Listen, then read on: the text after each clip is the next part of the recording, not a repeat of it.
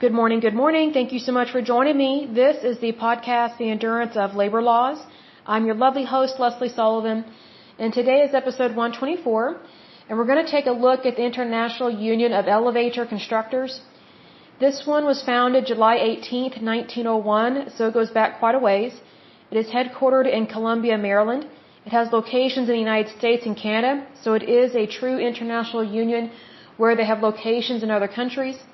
As of 2018, they have 28,620 members.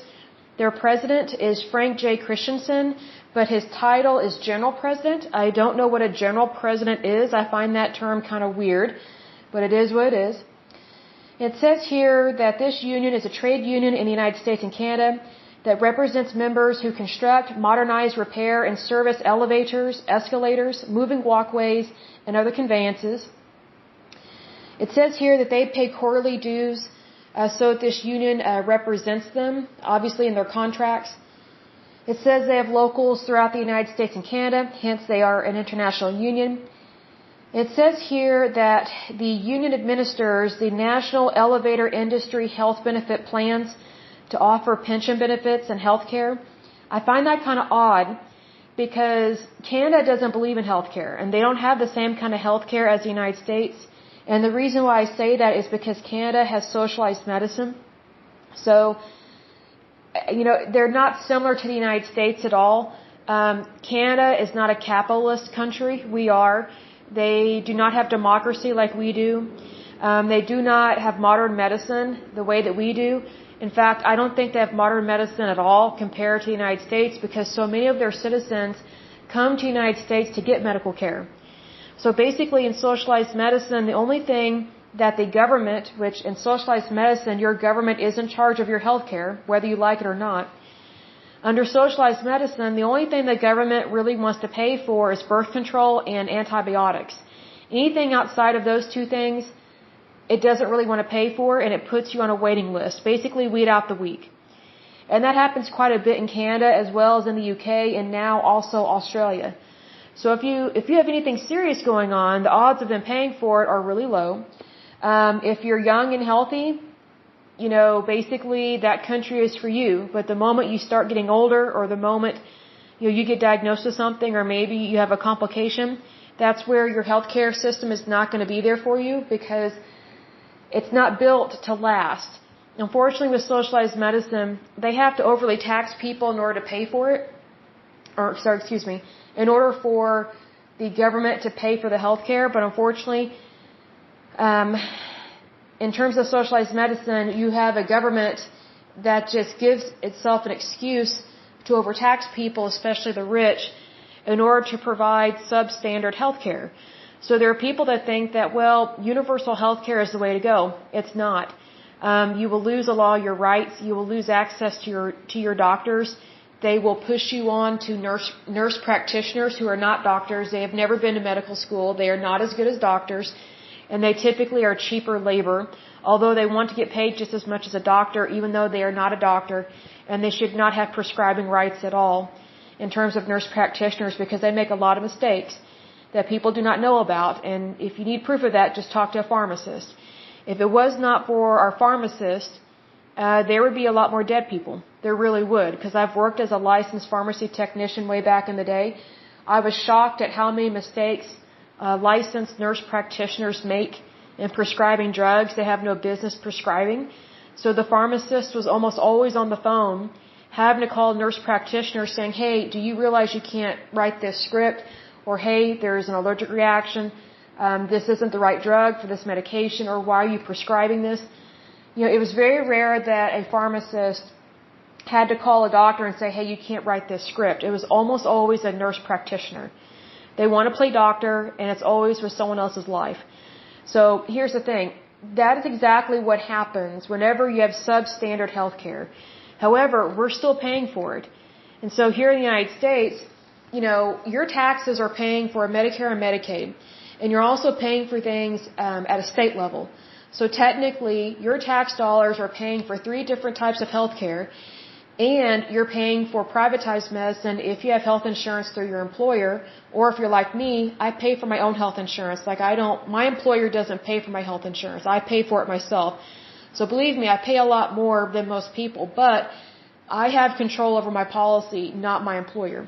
And I'm more aware of what is covered and what is not covered, as opposed to the average person that just goes through their employer and they expect everything to be covered, which, that's a wonderful thing if everything is covered, but that's not really realistic. Because if everything is covered, then there are no bargaining rights, especially with you, the patient, and the health insurance company. See, this goes back to what Trump was talking about when he said we need to get rid of state lines. He wasn't talking about the actual geographic lines. He was talking about how insurance companies have a monopoly.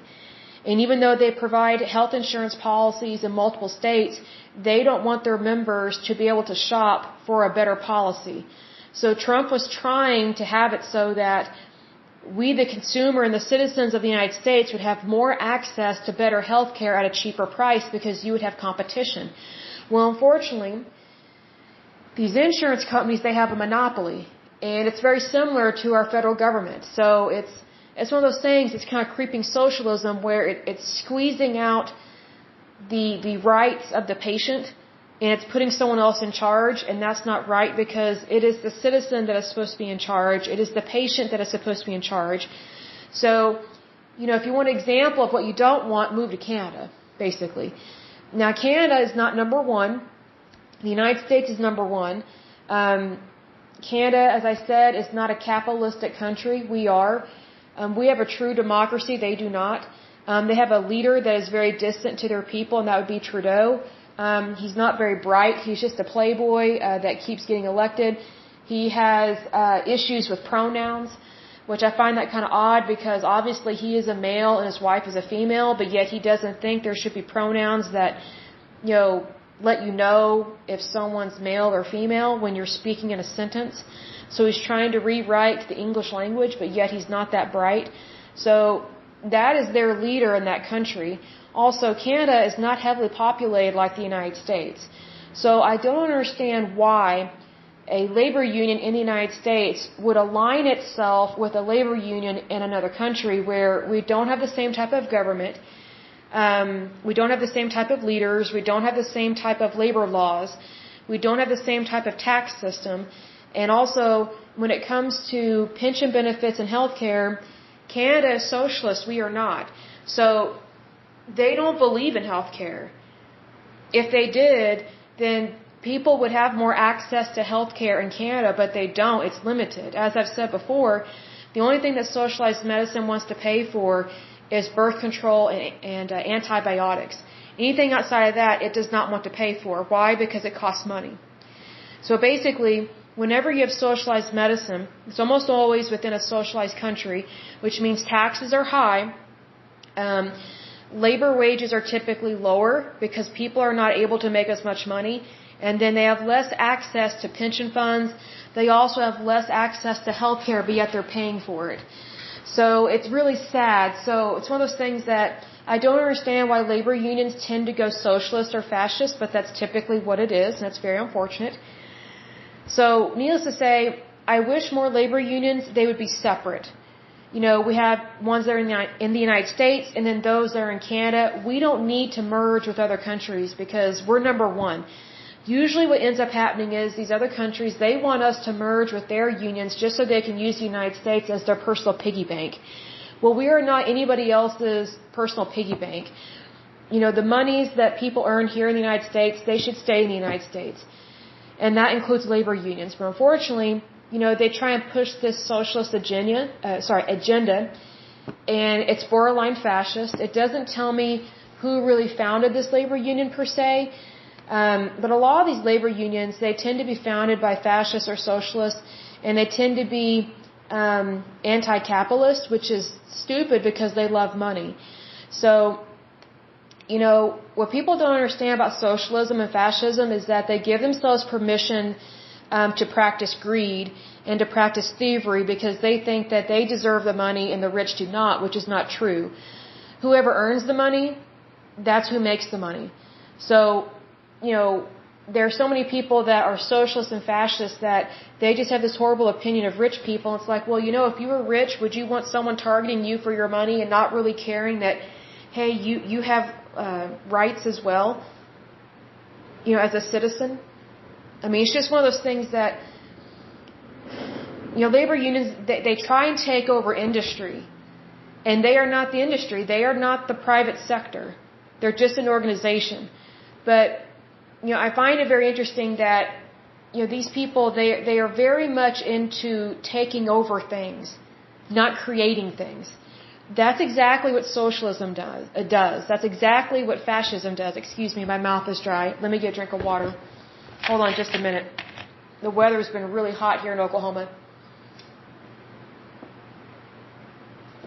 Okay, good water. Okay.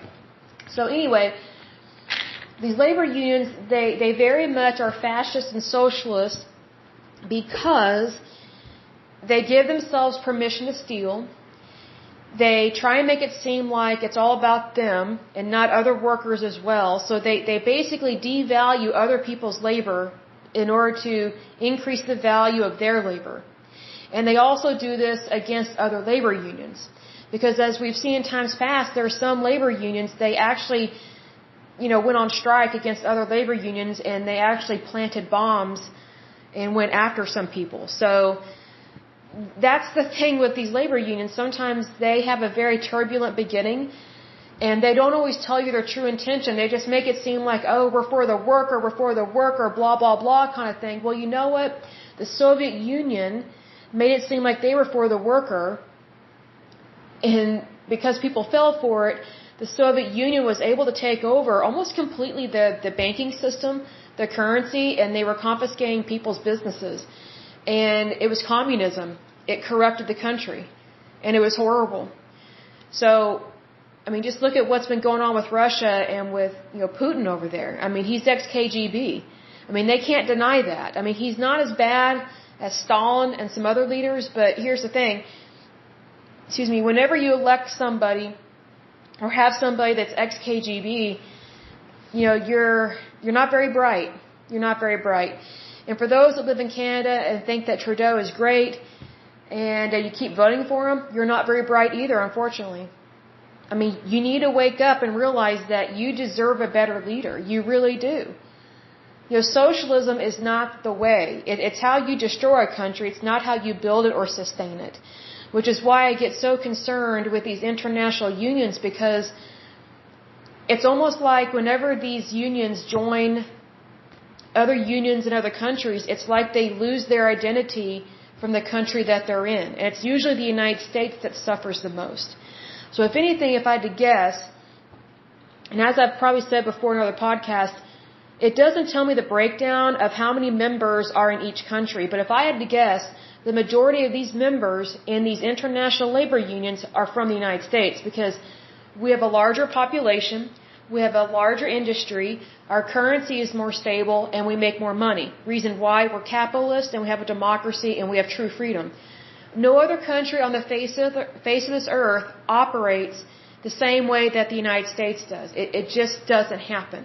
So why we align ourselves with people that do not think like us, but want what we have and have problems with greed makes absolutely no sense to me because, I mean, that would be like dating someone that hates your family. You know, you want someone that actually respects you and respects your family. Like, why are you know what I mean? You have to be around people that are like-minded. And, you know, it's just one of those things that your relationships matter, whether it's interpersonal, personal, business, a job, an industry, whatever the case may be, because every relationship or business deal that you have or contract that you have is a direct reflection of you and your choices. So my thing is, make sure that everything you do is legal and moral and that these are good choices for you in your future.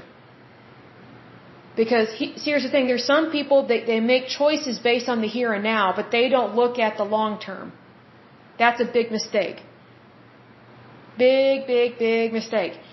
You know, there are different types of goals that we have in life, short term and long term, okay? Obviously, short term is not going to be the same as long term, but You need to make sure that your short-term goals do not jeopardize your long-term goals. Because otherwise, your short-term goals will not empower you, they will hinder you if they're not rooted and grounded in wisdom and are for the betterment of your future, so to speak. I'm not quite sure how else to describe that, but this deals with a lot of decision making. And unfortunately, a lot of these labor unions that are siding with socialist countries, that makes no sense to me.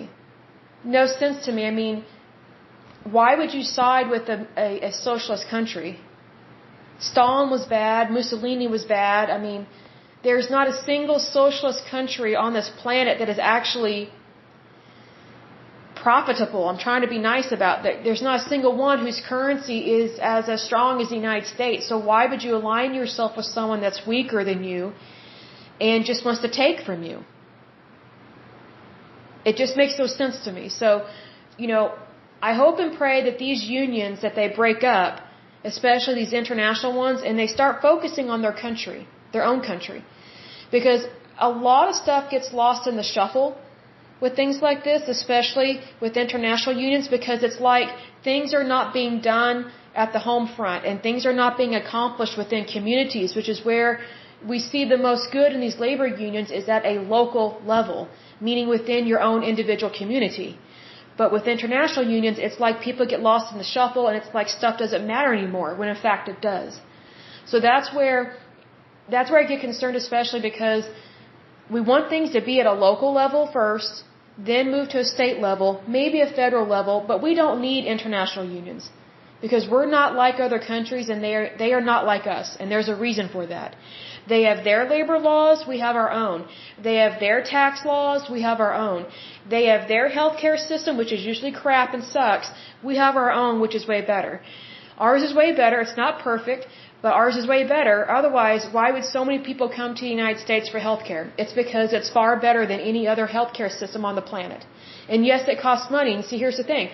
Even socialized medicine costs money. It's not free. It's not free healthcare. It's not universal. Well, the only thing that's universal is that it's all crap. I mean, that's the only thing that's universal. You're not going to get what you pay for. And here's the thing. With universal healthcare, or so-called free healthcare, which is not free at all, it's coming from your tax dollars. It doesn't matter how much you make. You are paying for it. Whether you're rich, middle class, or lower income, it doesn't matter. Yes, the rich are paying the bulk of it, but they don't deserve that. I mean, if you make a lot of money, do you think you're responsible for everybody else's expenses? No, you're not. People need to be responsible for themselves. And most people want to be responsible for themselves, because if you're not responsible for yourself, then that affects your decision making. Then it's like everybody else is making decisions for you, but yet you don't really know what's going on. That's the problem with socialism. That's the problem with socialized medicine. And that's why so many people come to the United States, because their country is socialized. They're a socialist country. So they have less rights, but they're losing more money basically at the ballot box whenever they vote. So my thing for Canada, and I love my Canadian listeners, you guys really need to take this seriously. Be careful who you vote for. Vote for freedom. Vote for democracy. Vote for capitalism. Trudeau is not a good leader. He's more concerned about pronouns that are used. He's trying to rewrite or redo the English language. Who is he to decide that? I mean, he's just a playboy. It just makes no sense to me. So please elect better officials, because here's the thing. Whoever you elect, is a reflection of you. It really is. And let's say you didn't vote for him. He is still a reflection of you and your country. Whatever leader you have, or whoever is your leader. But, if ever you're not happy with something that your leader or your officials are doing, you need to vote differently at the ballot box. You really need to research these people and realize, hey, we want real freedom, not socialism. We want real freedom, because there is no freedom in socialism. There just isn't. You're always putting someone else in charge, which is exactly why these international labor unions are not good. It's because they are putting someone else in charge of the United States' labor, but in a different country. We don't report to anybody in another country. We are the United States. We're number one for a reason. Unfortunately, these workers, they get sold a lie and they buy into it that, oh, this is how we do things, this is better, we'll have more members.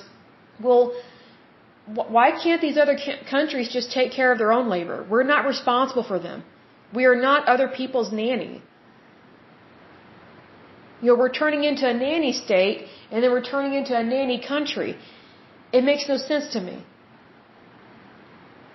I mean, if we're going to take care of Canadian citizens, then we need to take over Canada, as well as Mexico. Because, I mean, who would want the economy of Canada, and who would want the economy of Mexico? Nobody. It's not as good as the United States. So it's one of those things that we are separate countries for a reason. We have stability for a reason. It's because we need to honor our own laws. We need to focus on America first, everything else second, because if we are not protecting the home front, and if we are not helping our people here at home first, then we've totally missed the mark. We have not been successful at what we are supposed to be doing at a basic level, which is provide and take care of our own citizens first. As much as I love my listeners in other countries, we are not responsible for other countries. They are responsible for themselves. But unfortunately, we've gotten into this bad habit of just doling out a bunch of money to whoever whines the loudest or plays the violin the loudest. Well, guess what? Everybody has a violin. And I'm not interested in hearing all these different tunes. If someone wants to play their violin a little louder, don't come crying to me for money, join an orchestra. Put that playing of your violin into some practice and make some money. Join an orchestra, get some healthcare benefits or something. But, the United States, unfortunately, sometimes we are the biggest sucker for people that complain. But yet we're not taking care of our people here at home first. That is our number one priority, is our own citizens first. But if you have bought into this lie of, like a utopia or something, I got news for you. You've bought into a lie. You have not bought into the truth, or you have not woken up to the truth. The truth is, your country matters at an individual level. Meaning Canada matters to Canadians, the United States matters to Americans. We need to stand up for our own countries first. We need to take care of our labor here at home first before we start branching out and trying to get involved in other people's countries in regards to labor like this. Because most of the time it's just about money. It's usually people just want to use the United States for our money. And that gets really old because, again, we are not the planet's piggy bank. We are not. Our money belongs to us. It does not belong to other countries. Our currency is stronger, it's better, and guess what? It belongs to America. It doesn't belong to anybody else. So that's another reason why I get concerned with these international labor unions, is that it's like we lose who we are as being American or Canadian. And that's not right.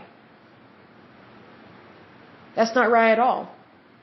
I mean, it's no wonder we have so many people that are not pro-America, but yet they're Americans. I'm like, well, if you're not pro-America and you don't believe in the United States, why do you live here? Oh, let me guess. Because you love your job and you love making a lot of money. Well, guess what? If you were not in America, you wouldn't have that job and you wouldn't be making that kind of money. So maybe you should show some respect to your country. It gets really old when people do not love, honor, or respect the United States, but yet they live here and they claim to be American. But yet, really what's at the root of their problem is greed. They think that there should be socialized medicine. They think that we should have a socialist government. I don't want that. I don't ever want that. I've seen how that stuff operates. I've witnessed it. I do not want it. It's horrible. It is horrible. It's creeping up to communism. Because typically these countries, they start out socialist and then they go fascist and then they go communist. I mean, for all these people that think that these countries are great that do socialism, I'm like, really? It's like, well, what makes you think that's any different than communism? It's just a little small version of communism. It makes no sense to me. So we need to be careful about this stuff and who we are doing business with. and who we are aligning ourselves with, because that really does matter. Even with labor unions like this that have a little over 28,000 members, which is quite a bit for this one, I'm surprised. But it's one of those things that all labor matters. That's why we're going over all these labor unions, is because all labor matters. And here's the thing, being that all labor matters, that includes people that are not in labor unions. And it also includes the employer, because again, the employer also has workers' rights. It's not just the employees, because the owner, the employer, is a worker as well. But what labor unions like this, especially socialist labor unions, they want you to believe that, oh, it's the big man against the little man. That's not true. That's not true. If it wasn't for the employer making a lot of money, these workers wouldn't have jobs. They wouldn't have a living. They wouldn't be able to earn a living. They wouldn't have an income. But the employer is a worker as well. See, that's how you have camaraderie, and that's how you have teamwork. If you have honor and respect for each other. Now, mind you, I know what it's like to work for bad employers that are just that. They're bad employers. Well, guess what? Don't work for them. Go work elsewhere. Find a job that's really good. See, you can't force people to be good-natured. They either have it or they don't. It's a choice. Stop trying to convince someone to do things your way. Be around people that think like you. That's the thing. Find that camaraderie. And I know from personal experience what it's like to work for some not-so-good employers, and guess what? Those jobs didn't work out for a reason. It's like, why would you want to stick around a bad egg? You know what I mean? Like, just go towards the good side of things, not the bad. But I will go ahead and end this podcast. But the next labor union we will probably take a look at, if I had to guess, let me take a look at my list.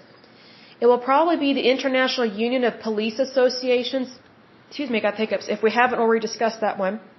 But as usual, until next time, I pray that you're happy, healthy, and whole, that you have a wonderful day and a wonderful week. Thank you so much. Bye-bye.